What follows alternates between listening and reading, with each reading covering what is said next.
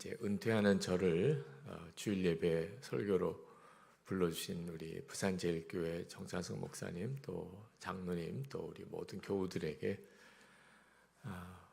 꼭 드리고 싶은 말씀이 감사합니다 하는 말씀이에요.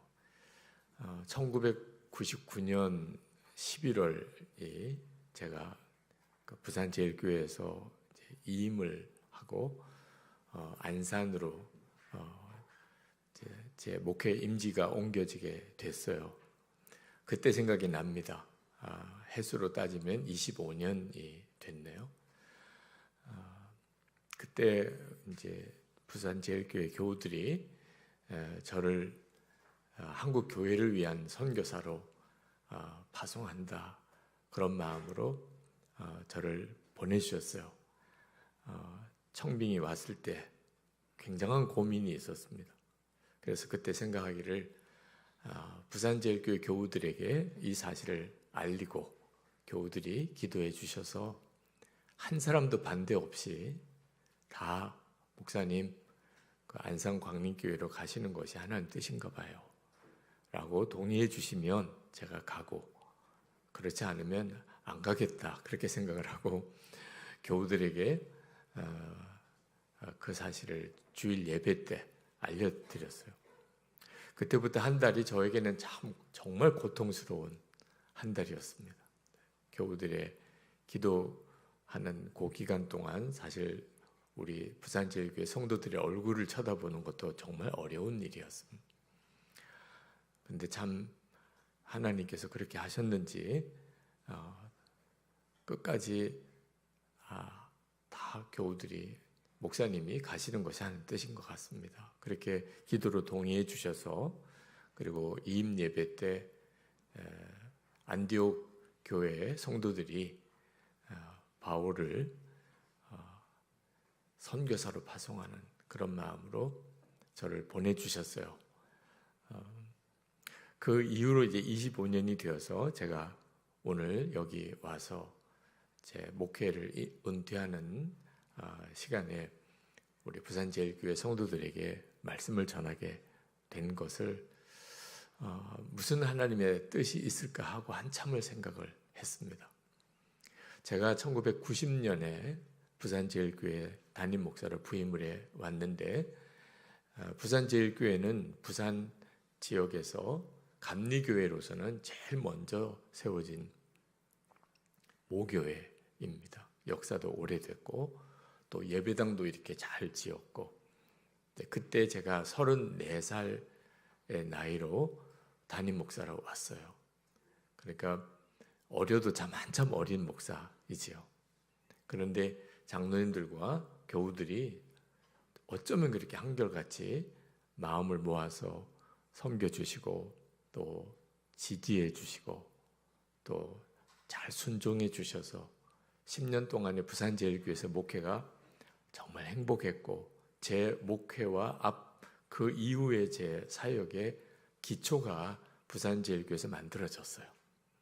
그때 그 당시에 저는 나는 죽고 예수로 사는 복음에 완전히 사로잡혀 있었던 때였습니다. 제가 군목 훈련 받을 때 그때 회심을 체험을 했습니다. 인격적으로 주님을 만나고 저 자신의 죄성을 분명하게 깨닫고, 그리고 하나님 앞에 저를 드리는 헌신을 한 시간이었어요. 그때 하나님께서 저에게 군목으로 있는 기간 동안 나는 죽고 예수로 사는 것이 십자가 복음임을 명확하게 가르쳐 주셨어요. 그래서 그 복음에 온전히 사로잡혀 있었습니다. 제가 부목으로 있을 동안에 하나님께 담임 목회를 할 수 있게 해달라는 기도를 드렸는데 이유는 하나였어요. 나는 죽고 예수로 사는 이 복음을 마음껏 설교할 수 있게 되는 일이 담임 목사 되어야 할 것 같더라고요. 그래서 그 기도를 하나님께 정말 간절히 드렸는데 하나님께서 부목으로 제가 있는 11개월 만에 부산제일교회로 오게 하신 거예요. 저도 참 특별한 의미가 있었고 당시 교회로서도 정말 대단한 결단이 있었던 것이었죠. 그래서 부산에서 10년 동안 목회하는 동안에 나는 죽고 예수로 사는 십자가의 복음을 정말 마음껏 전하면서 제가 다시 깨닫고 체험하고 그걸 또 전하고 그리고 또 가르치고 제자 훈련도 시작했고 그래서 만들어진 것이 예수님의 사람이라는 제자 훈련 교제예요. 그 예수님의 사람이라는 제자 훈련 교제가 부산 제일교회에서 목회하는 동안에 만들어진 것입니다.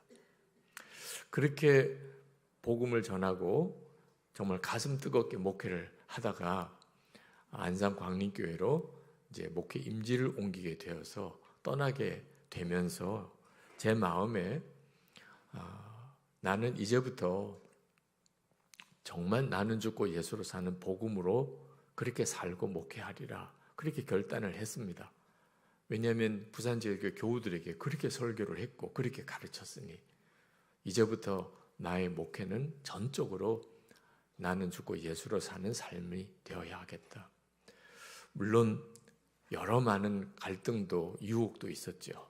제 하고 싶은 대로 해보고 싶고 제 꿈을 이루는 그런 삶을 살고 싶은 유혹도 있었어요. 그러나 그때마다 부산제일교회 성도들이 한 달 동안의 기도 중에 당신을 한국 교회를 위한 선교사로 보내겠다고 그렇게 파송해 주는 일이 쉬운 일이 아니었거든요. 네. 근데 그 교우들에게 부끄럽지 않게 제가 그렇게 살아야 하는 거다. 제가 그렇게 말씀을 전했으면 내가 살아야지. 그렇게 목회를 하다가 이제 65세 자원 은퇴를 할 수 있는 때가 되어서 이제 선한목자교회 담임 목사직에서 은퇴를 하게 된 겁니다. 은퇴를 하고 난 다음에 이제부터 저는 예수 동행 운동에 전념하는 사역을 하게 됩니다. 예수 동행 운동은 지금도 우리와 함께 계시는 예수로 사는 거니까 지금도 예수님, 그 예수님과 온전히 동행하는 삶을 교회에 가서 전하고 또 성도들에게 전하는 사역을 하는 겁니다. 많은 그리스도인들이 예수님과 동행하는 삶을 사는 일에 어려움을 겪고 있어요. 교회는 다니기는 하는데 실제로 예수님과 동행하는 삶을 사느냐 그러면 다들 자신이 없어 합니다. 왜 그러냐면 예수님은 눈에 보이는 분이 아니시니까. 또 예수님의 말씀을 이렇게 귀로 이렇게 듣지를 못하는 상태에서 예수님과 동행한다는 게 너무 막연하게만 생각이 드는 거예요. 예수님의 사람 제자 훈련을 하면 많은 교우들이 은혜를 받으세요. 복음은 나는 죽고 예수로 사는 거구나. 예수님은 내 안에 거하시는 것이구나. 그런 영적인 눈이 뜨이세요. 그런데 조금만 시간이 지나고 나면 다시 옛날 상태로 돌아가는 그런 안타까움을 호소하세요. 제자 훈련 받을 때는 그렇게 마음이 뜨겁고 예수님은 정말 내 안에 살아계신 것 같은데 실제로 세월이 지나면서 예수님 바라보고 주님과 동행하는 삶이 잘 안 된다고 호소를 하는 거예요. 그건 저에게도 큰 숙제였습니다. 그래서 시작하게 된 것이 매일 일기를 쓰면서 이제 눈이 뜨인 예수님 내 안에 거하신다는 그 주님을 계속 바라보고 그리고 주님을 생각하고 그렇게 사는 훈련을 하게 된 겁니다. 하루를 지나고 나는 세상만 바라보고 살진 않았는지, 나는 오늘은 기도를 했는지, 나는 오늘 말씀은 보았는지, 나는 오늘 주님께 순종은 했는지 그걸 매일 기록을 해보게 하는 거예요. 그러면서 예수님은 정말 나와 함께 계시는구나 하는 것이 들어서 아는 것이 아니고 마음으로 믿어지게 하는 거예요. 그게 예수 동행 운동이에요. 어떤 목사님이 그런 말씀을 하셨다고 그럽니다. 유기성 목사는 살만하니까 예수님만 바라보라고 한다. 그런 말을 했다고 그래요. 그 목사님이 몰라도 한참 모르시는 거예요. 살만하니까 예수님만 바라보라고 한 게 아니고 예수님만 바라보지 않으면 죽을 것 같으니까 사실 예수님을 바라보라고 한 거예요. 제가 선한목자교회에 부임하게 되었을 때 그때 교회 형편은 너무나 어려웠어요. 도무지 제가 그 교회 문제를 해결하고 또 교회를 다시 일으켜 세울 아무런 힘도 없고 능력도 없는 상황에서 문제는 너무 큰 문제를 떠안은 상태였습니다. 길은 오직 하나밖에 없었어요. 정말 예수님이 나와 함께 하신다면 그러면 이 문제를 해결해 주실 수 있을 것이고, 만약에 주님이 나와 함께 계시는 게 사실이 아니라면 그러면 모든 것이 다 끝나는 상황이었어요. 그래서 그때 교우들에게 주님만 바라봅시다. 예수님 지금 우리와 함께 계신 그 주님만 바라봅시다고 했어요. 장로님들하고 회의를 할 때 자꾸 사람의 의견들이 나오고 해서 마음이 하나가 안 되는 답답함이 있었어요.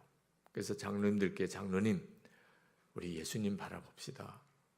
우리가 생각하기에 옳은 방향이 아니고 예수님이라면 어떻게 하실까? 그것만 항상 생각합시다. 다들 그렇게 하시자고 해놓고 또 회의만 하면 또 다 이 생각 저 생각 말이 나오는 거예요.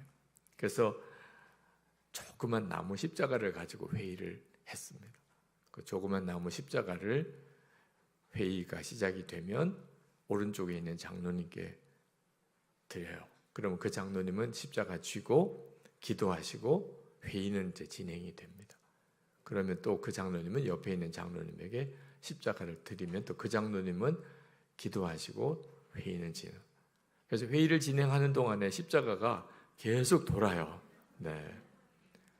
처음에는 뭐 몇 번을 돌다가 그 다음에는 서서히 그 십자가가 다 돌기 전에 회의가 끝나요. 주님을 바라보는 것이 얼마나 놀라운 열매가 있는지. 그게 선한목자교회에서의 지난 20년 동안의 사역의 보고예요. 하여튼 목숨을 걸고 주님은 우리와 함께 하신다. 예수님 앞에서 할 수 있는 말만 하자. 예수님이 기뻐하시는 일만 합시다. 그렇게 절박한 상황에서 주님만 바라보는 일을 했던 거예요. 근데 예배당 건축 문제보다도 훨씬 어려운 문제가 사람이 바뀌는 문제예요. 예배당은 어떻게 해서든지 그렇게 짓게 되었는데 사람 바뀌는 일은 좀처럼 어려운 거예요. 예배당 건축보다 더 어려운 것이 우리 자신을 하나님의 성전으로 바꾸는 거예요. 저는 목회하면서 오랫동안 품었던 숙제가 뭐였냐면 사람은 정말 예수 믿으면 변하느냐 하는 거예요. 제 마음속에는 안 변한다는 게 결론이에요. 교회를 다니고 예수를 믿어도 그냥 사람은 자기 성질대로 사는 거예요. 여러분은 예수 믿으시고 여러분의 삶이, 성격이, 성질이 다 바뀌셨나요? 많은 성도들이 그 점에 대해서 좌절감이 있어요. 예수를 믿지만 내 성질, 내 성격 이건 안 바뀌는구나. 근데 하나님의 말씀을 보니까 예수 믿으면 사람이 바뀌는 거예요. 사람이 바뀌는 핵심이 우리 안에 예수님께서 거하시게 되기 때문입니다. 여러분 정찬성 목사님 모시고 살면 어떻겠어요? 너무너무 부담스럽겠지만 한 가지 분명한 것은 여러분의 가정생활이 다 바뀔 거예요. 목사님만 우리 집에 와서 늘 같이 살면 생활 바뀌게 되겠죠? 결혼해서 며느리가 오고 사위만 와도 애만 집에 하나 태어나도 가정 분위기나 삶이 다 바뀌잖아요. 그러면 예수님께서 정말 내 안에 거하신다면 이게 진짜 내 믿음이라면 어떻게 삶이 안 바뀔 수가 있어요? 고린도전서 3장 16절에 너희는 너희가 하나님의 성전인 것과 하나님의 성령이 너희 안에 계시는 것을 알지 못하느냐. 깜짝 놀라는 놀라운 진리예요. 우리가 예수를 믿으면 우리는 우리 자신이 하나님의 성전이 돼요. 예수님이 우리 안에 거하시니까. 그런데도 안타깝게도 많은 그리스도인들이 예수님이 내 안에 거하시고 내가 하나님의 성전이 되었다는 사실을 좀처럼 믿지를 못하세요.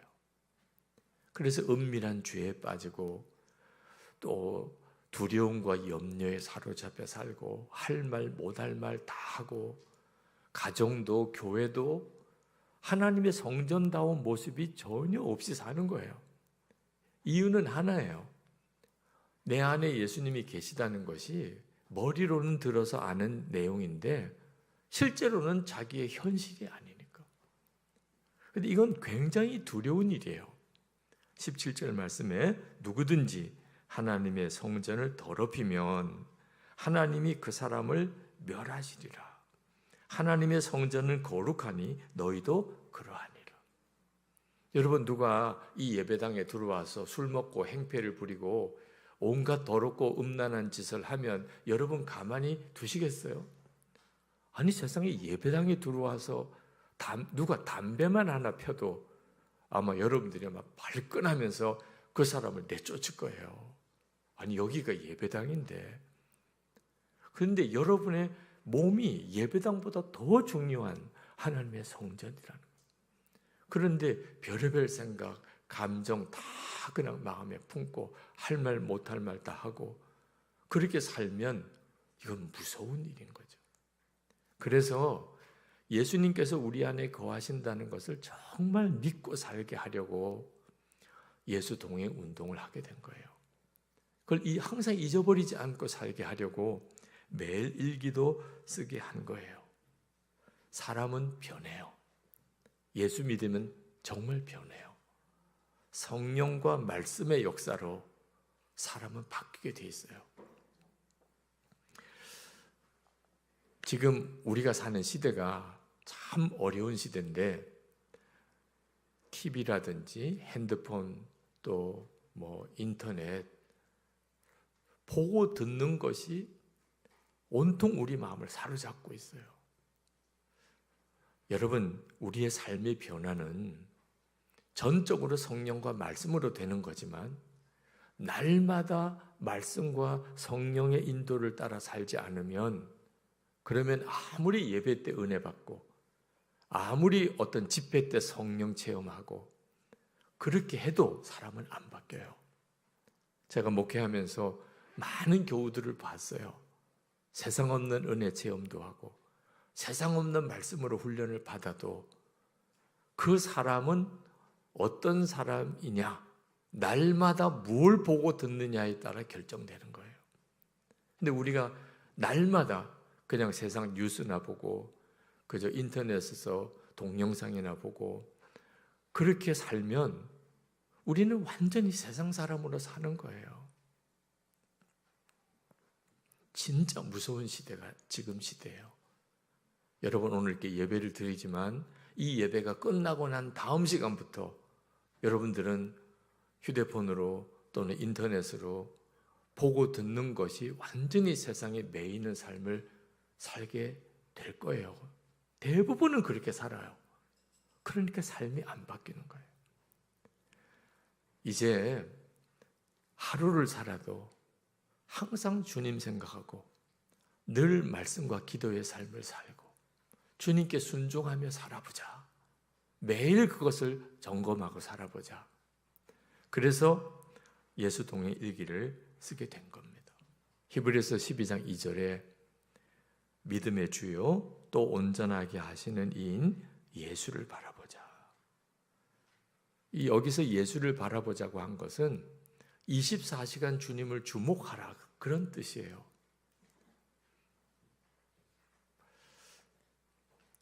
사실 이 삶의 변화의 문제에 있어서 제일 큰 문제는 저 자신이었어요. 저는 늘 설교하는 목사입니다. 근데 설교할 때마다 늘 마음에 가책이 있는 겁니다. 제가 설교자로서 온전한 삶을 사는가, 말씀대로 나는 사는가, 그 점에 대한 자신이 없어요. 그래서 하나님 앞에 기도할 때 하나님, 제가 설교자로서 자격이 없다면 이 강단에서 내려와 차라리 교회 사찰이라도 하게 해주세요. 그게 마음 편할 것 같아요. 하나님의 말씀을 전했는데 제가 실제로는 말씀대로 살지 못하고 사는 것을 우리가 다 천국 가면 다 알게 될 거 아니겠어요? 그 유기성 목사가 도대체 어떤 사람이냐? 천국 가서는 다 알게 되잖아요. 그때가 저에게는 얼마나 두려운 시간이겠어요. 2007년에 제가 한 달 동안 모든 설교를 다 중단할 정도로 병원 입원해서 몇 번의 수술을 했던 적이 있습니다. 모든 설교와 집회 스케줄 다 취소하고, 그리고 병원에 있는데 혼자 제가 있는 시간에 기도하는데 방언이 터져요. 뭔가 마음의 심령에 너무너무 답답함이 있는데 하나님께서 그 문을 열어주셨어요. 그렇게 한참을 기도하면서 주님이 저에게 하시는 말씀이 명확하게 깨달아졌습니다. 내가 설교 못한다고 답답해하는데 설교하는 것과 내 삶이 조금씩 차이가 나는 것을, 그걸 두려워해야 한다. 그런 마음을 주세요. 그러니까 저는 수술 때문에 설교를 못하는 것이 참 답답했지만 하나님은 제 삶과 설교가 조금씩 차이가 나는 것에 대해서 더 심각하게 저를 책망하시는 것이었습니다. 그때 제 마음속에 어떻게 해야 내가 설교한 대로 살고 사는 대로 설교할 수 있을까? 그러면 설교를 하지 마는 게 낫지 않나? 그런 생각도 들었을 정도예요. 그런데 그때 하나님께서 저에게 설교자가 설교한 대로 살 수 있는 비밀을 깨우쳐 주셨어요. 그게 뭐냐면 항상 예수님이 함께 계신 것을 바라보는 거예요. 예수님이 저 안에 계신 이 사실을 항상 내가 바라보면, 그러면 어떻게 내가 말씀대로 안 살 수가 있겠어요? 예수님이 나와 항상 같이 계시는 게 분명히 믿어지면 내가 누구와 무슨 말을 하거나 또는 무슨 일을 같이 하거나 제가 혼자 있거나 예수님이 늘 같이 계신 것이 믿어지면 말씀대로 내가 설교하고 살 수 있겠구나. 그래서 그때부터 예수 동행 운동을 24시간 주님을 바라보자. 매일 내가 오늘 주님을 기억하고 살았는지 점검하는 삶을 살자. 그래서 예수 동행 운동을 하게 된 겁니다. 이번에 코로나19 팬데믹을 지나면서 하나님께서 주님만 바라보고 사는 일이 왜 중요한 것인지를 너무나 분명하게 깨우쳐 주셨어요. 교회도 못 나가고 교인들끼리 만나지도 못하고, 그때 예수님의 마음에 계신 것을 진짜 믿어지는 사람과 예수님이 나와 함께 계신 게 믿어지지 않는 사람은 완전한 차이가 나버리는 거예요. 예수님과 이렇게 동행하는 삶을 살기 시작하면서 교회 안에 굉장한 변화가 일어났습니다. 사실 그전에는 우리 부목사님들하고 저하고 같이 이렇게 교회를 섬기는데 솔직히 부목사님들의 속을 모르겠더라고요. 겉으로는 다 잘하시고 저를 만나면 다 웃는 얼굴인데 저 목사님의 속이 어떤지를 모르겠어요. 여러분 사람 속을 모르잖아요. 아마 부목사님들도 저를 보면 그랬을 거예요. 우리 담임 목사님 속이 어떨까? 근데 일기를 같이 쓰기 시작하며 살았어요. 그러면서 우리 부목사님들이 어떻게 하루를 보내셨는지, 부목사님들의 마음의 소원과 기도의 제목과 아픔과 힘든 문제들이 뭔지, 저는 목사님들의 삶을 알게 되고 목사님은 제 삶을 알게 되고 목사님들 사이가 완전히 달라진 거예요. 저는 장로님들과도 일기를 같이 나누고 지냅니다. 여러분, 목사와 장로님 사이도 어떤 때는요 속을 모르겠는 거예요. 우리 장로님 마음이 어떤지 속이 어떤지 도무지 모르겠는 거예요. 회의를 해도 너무 긴장만 되고 힘들어요. 장로님들도 그러셨겠죠. 우리 담임 목사님 속이 어떨까? 서로가 서로의 속을 모르는 거예요. 교회 생활을 같이 하고도. 그런데 매일 주님을 바라보는 삶을 일기로 쓰면서 나누며 지내보니까 장로님들의 속사정과 마음의 기도와 그리고 마음의 아픔과 기도 제목이 뭔지를 알게 되고, 장로님들은 제가 어떻게 사는지 이렇게 나와서 다른 교회에서 주일 예배 설교를 하고, 우리 장로님들이 제 마음과 생각을 어떻게 알겠어요. 근데 오늘 일기를 같이 쭉 서로 읽고 댓글을 달아주면서 목사님이 오늘 이런 은혜가 있었구나, 이런 어려움이 있었구나, 다 서로 알게 돼요. 교회 분위기가 완전히 달라졌어요. 코로나19를 지나면서 교우들 사이에도 동행일기 나눔방을, 그게 그냥 속회가 되었습니다. 이제 주일에도 또는 평일에도 못 만나니까 우리 동행일기 나눔방에서 우리 교우들이 거기서 함께 믿음으로 주님과 동행합시다. 그래서 교회 분위기가 완전히 달라지더라고요. 저 자신은 어떻게 바뀌었나 한번 돌아봤어요. 지난 12년 동안 매일 동일기를 쓰면서 저는 어떻게 바뀌었나. 저는 사실 예수 동일기를 쓰기 전에도 그렇게 나쁜 목사라는 비난은 안 받았어요. 부산제일교회 교우들이 어떤 마음이신지 저는 다 알 수는 없지만, 그래도 그때 열심히 하신다, 사람은 참 착하고 성실하다, 그런 평가들을 하시는 것 같았어요. 그러면 예수 동행일기를 쓰고 뭐가 어떻게 달라졌습니까? 사실 그 전에는 제가 늘 사람 보는 것에 의식하여 맞추어 살았어요. 그게 바리새인적인 경건이라고 합니다. 사람들 보는 앞에서는 아주 경건하게 사는 거예요. 저에게 있어서 가장 중요한 대상은 그저 사람이에요. 우리 교인들이 나를 볼 때 내가 흐트러짐이 없어야 되겠다. 우리 교인들에게 좋은 평가를 받아야 되겠다. 항상 제 마음의 관심은 사람이었어요. 그런데 예수 동행일기를 쓰면서 제 마음의 중심의 관심이 예수님이 되었어요. 이건 엄청난 차이예요. 그래서 교인들 바라보고 내가 교인들 보는 앞에 부끄럽지 않게 살아야 되는 게 아니고 늘 주님을 의식하면서 사는 거예요. 이처럼 이렇게 예배를 드릴 때도 전에는 교인들이 다 관심이에요. 오늘 조는 사람은 없나? 오늘 교회 못 나온 사람은 없나? 오늘은 또 새로운 사람이 누가 있나? 예배를 드리면서도 늘 관심은 교인이었어요. 그런데 어느 순간부터 제 마음의 관심이 주님이 된 거예요. 전에는 교우들이 예배 끝나고 목사님 설교에 은혜 받았습니다. 목사님 설교가 참 좋습니다. 그러면 그 기분 나쁠 리는 없는 거죠.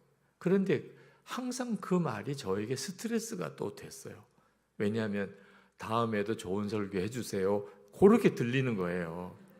그러니까 설교를 열심히 해서 교우들이 은혜 받았다는 건 좋은데 항상 요 다음에 또 더 잘해야지.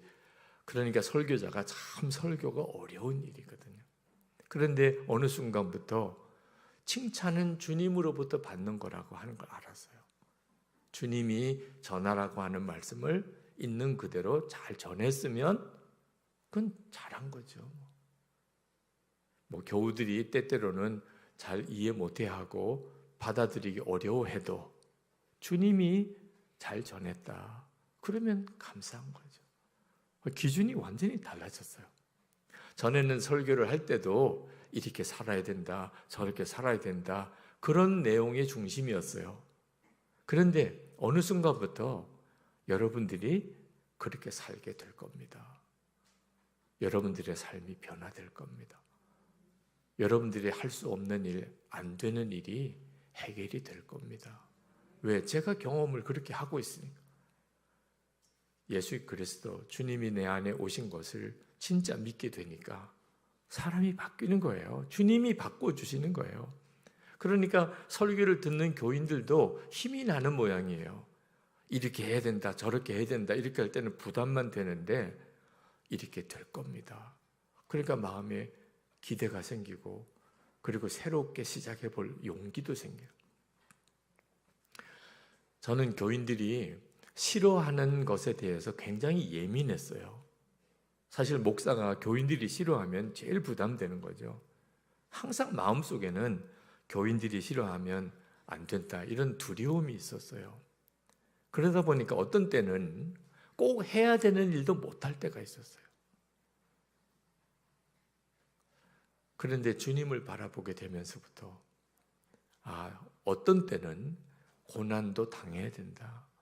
어떤 때는 돌에 맞을 일도 있을 거다. 주님 기뻐하는 뜻대로 가려면 그게 진짜 복이다. 그러니까 마음에 엄청난 담대함이 생겨요. 굉장한 변화죠. 예수님을 바라보게 되니까 정말 놀라운 변화. 전에는 목회를 잘해야 된다, 교회가 성장해야 된다, 그게 목사로서의 제일 큰 꿈이었어요. 근데 이제는 주님 바라보는 그 기쁨이 제 사역의 동기예요. 그러니까 저 자신이 정말 구원받은 것 같아요. 여러분, 예수님이 지금 여러분 안에 계세요.